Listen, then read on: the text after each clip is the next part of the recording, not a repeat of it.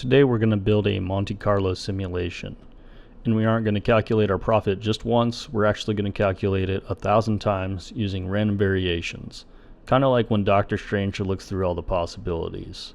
So here's our plan. We have a new product, and our sales volume average or mean is going to be 1,000, and we have a standard deviation or risk of 150, which means that it fluctuates a little bit. Our unit cost is going to be $45, and then also with a standard deviation of $5. Our selling price and our fixed costs are going to be fixed at $80 and then $30,000. So we need Excel to pick a random number based off of our bell curve. So let's go ahead and start with the sim sales, and we need this function called NORM.INV. So go ahead and type equals NORM.INV, and then we want our probability. So we're going to go ahead and use the rand function here, and then pass in our mean of 1,000 and lock this, as well as the standard deviation of 150, and we're also going to lock this one in as well. Last thing we need to do is go ahead and put this whole thing in an int, and we can hit enter, and we'll see that we have our sim sales of 960.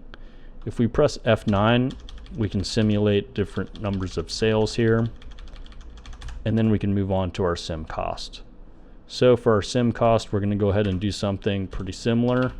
Go ahead and do the norm.inv again, and then for the probability, use the rand function, and then pass in your mean of $45 and lock it, and then also pass in your standard deviation of $5 and lock that one as well. And we won't use the int function this time since we're just dealing with the variable unit cost. So you'll notice that we have 579255, and if we simulate that a little bit, we see that our simulated cost varies a little bit. So for our sim profit, we're going to need a formula here, and we'll have our sales times in parentheses price minus cost, and then all of that we'll have the fixed cost subtracted from. So let's go ahead and type equals, and then we'll go ahead and select our sim sales, and then multiply that by our B4, which will be our selling price, and then go ahead and lock that one in. And then we're going to go ahead and subtract that from G2, and then go ahead and close your parentheses, and then finally we will have subtracted our fixed cost, and then lock that one as well. So this will get a simulated profit of $20,673, and we can simulate that one a little bit, and you'll notice that we do have some negative profits here. So go ahead and take all of your formulas and flash fill them all the way down, and you'll notice that we have some positive and also some negative profits here.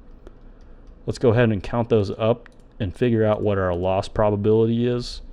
So go ahead and type equals COUNTIF, and what this is essentially going to do is, given our range of H, we want to go ahead and check when we are less than 0 or have a negative profit. And then let's see, that gives us 254, so we can go ahead and calculate our probability of loss. So that's going to be 254 divided by, and we ran 1,000 simulations.